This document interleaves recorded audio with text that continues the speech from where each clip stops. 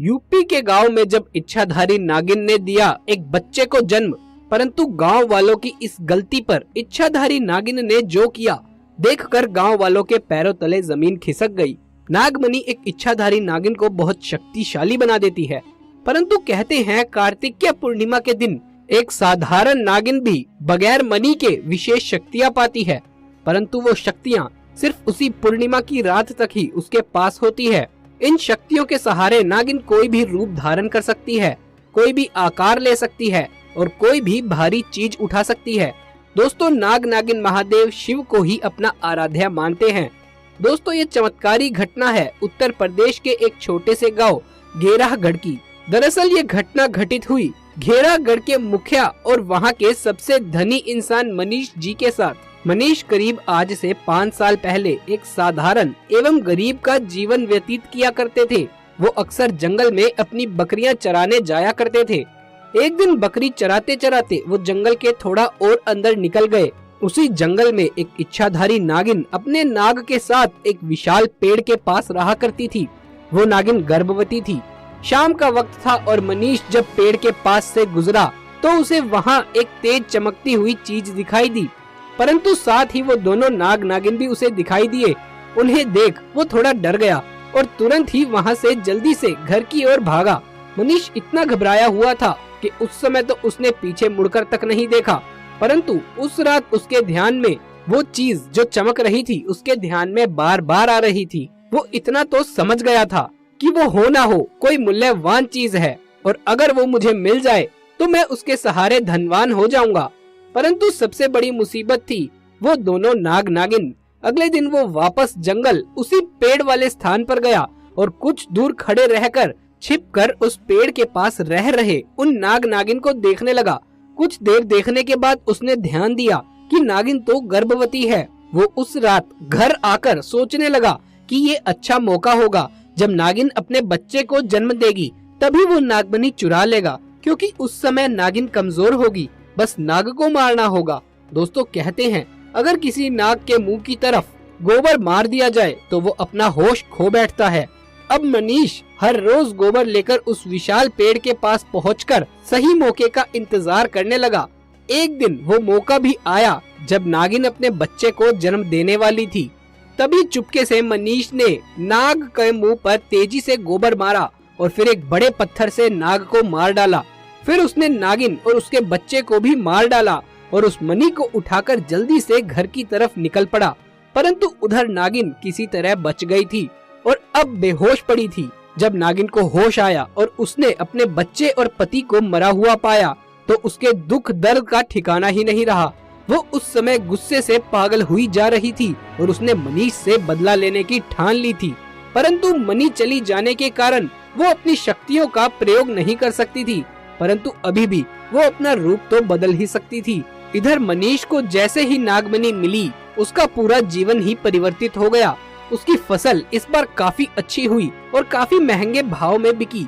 उसकी तो जैसे लॉटरी लग गई हो, क्योंकि जो भी वो धंधा करता उसे हर जगह लाभ मिल रहा था और मनीष को पता था कि ये सब सिर्फ और सिर्फ उस नागमणि के भरोसे ही हो रहा है। गांव में हर जगह उसका नाम था।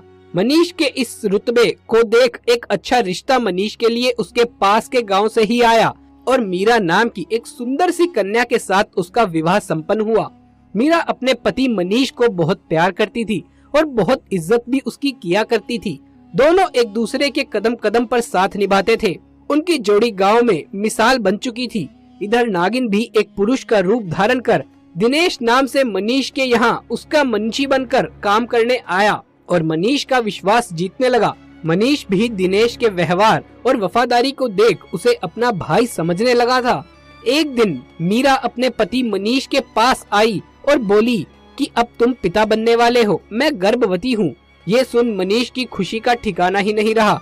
उस दिन वो खुद अपने मुंशी दिनेश के पास गया और बोला कि देखो दिनेश, मेरा कोई भाई नहीं है, परंतु जब से तुम्हारा साथ मिला है तुम मेरे संग मेरे भाई जैसे ही रहते हो। भाई ही क्यों, तुम मेरे लिए सगे भाई से भी बढ़कर हो। मैं आज बहुत खुश हूँ, इसलिए मैं अपनी पत्नी और तुम्हें एक खास जगह पर ले जाना चाहता हूँ, क्योंकि मेरा इस दुनिया में तुम लोगों के सिवा कोई नहीं है। और वो अपनी पत्नी और दिनेश को कार में बैठाकर गांव के एक कोने में ले जाकर कार को रोकता है। उसने कार एक छोटी सी कुटिया के आगे रोकी थी।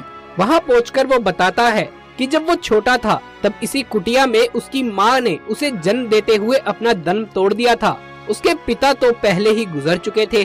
तब एक बूढ़े बाबा ने उसकी माँ को वहीं दफना दिया और मनीष को उसी बूढ़े बाबा ने पाला था। मनीष बताता है कि जब भी उसके साथ कुछ भी बुरे घटना होती है या वो बहुत खुश होता है तो वो इसी कुटिया के पास आकर बैठता है। यहाँ उसे एक अनोखा सुकून सा एहसास होता है। मनीष आगे बताता है कि आज मैं तुम दोनों को इसलिए यहाँ लेकर आया हूँ क्योंकि तुम दोनों अब मेरी जिंदगी का एक अहम हिस्सा बन चुके हो। दोस्तों, ये सुन सभी के आंखों में आंसू भर आए। कुछ देर रुकने के बाद जब वो वापस पहाड़ी से होते हुए घर की ओर जा रहे थे तो अचानक से उनकी गाड़ी पहाड़ी पर एक बड़े पत्थर से टकराती है और गाड़ी को जोर का झटका लगता है, जिसके कारण मनीष तो कार में ही फंसा रहता है, परंतु उसकी पत्नी मीरा पहाड़ से नीचे गिरने की वाली थी, पर अचानक से वो एक पेड़ को पकड़कर लटक जाती है। दोस्तों, वो रात कार्तिक पूर्णिमा की रात थी। दिनेश यानी कि रमेश का मुनीम अपनी शक्तियां पाकर पुनः नागिन रूप धारण कर लेता है। मनीष दिनेश को देख चौंक जाता है क्योंकि दिनेश अब नागिन में पुनः बदल चुका था। वो नागिन मनीष को बताती है कि कैसे ठीक इसी तरह वो इसी स्थिति में फंसी हुई थी जब मनीष ने उसका पूरा का पूरा घर संसार ही लूट लिया था, उसके पति और बच्चे को मारकर। और आज मेरे पास भी ठीक ऐसा ही मौका है। आज मैं तुमसे अपना बदला लेकर रहूंगी। मनीष घायल गाड़ी में फंसा हुआ था और वो रो रो कर नागिन को बोलता है कि भले ही मेरी जान ले लो, परंतु मेरी पत्नी गर्भवती है, उसे छोड़ दो। परंतु तभी उस नागिन को अपनी वही स्थिति याद आती है कि क्या होता है जब कोई अपना छिन जाता है। ये जिंदगी का सबसे बड़ा दुख होता है।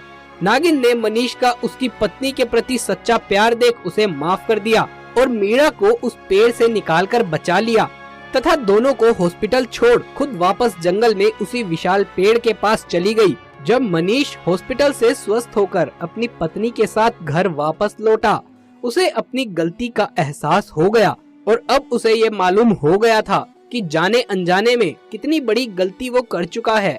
वो नागमणि को लेकर उसी विशाल पेड़ के पास गया और उस पेड़ के पास उस नागमणि को रख दिया और फूट फूट कर रोने लगा और शाम को वापस घर आ गया। दोस्तों, कभी भी इंसान को लालच में इतनी बड़ी गलती कर बैठना नहीं चाहिए कि फिर उस गलती को कभी ठीक ही नहीं किया जा सके और बस अंत में पछतावा ही रह जाए। आपको ये घटना कैसी लगी हमें कमेंट बॉक्स में जरूर बताएं। अगर वीडियो पसंद आया हो तो इसे एक लाइक कर दें। हमारे चैनल को सब्सक्राइब करना बिल्कुल भी ना भूलें। जल्द मुलाकात होगी ऐसी ही किसी अन्य वीडियो में। तब तक के लिए आप सभी का धन्यवाद।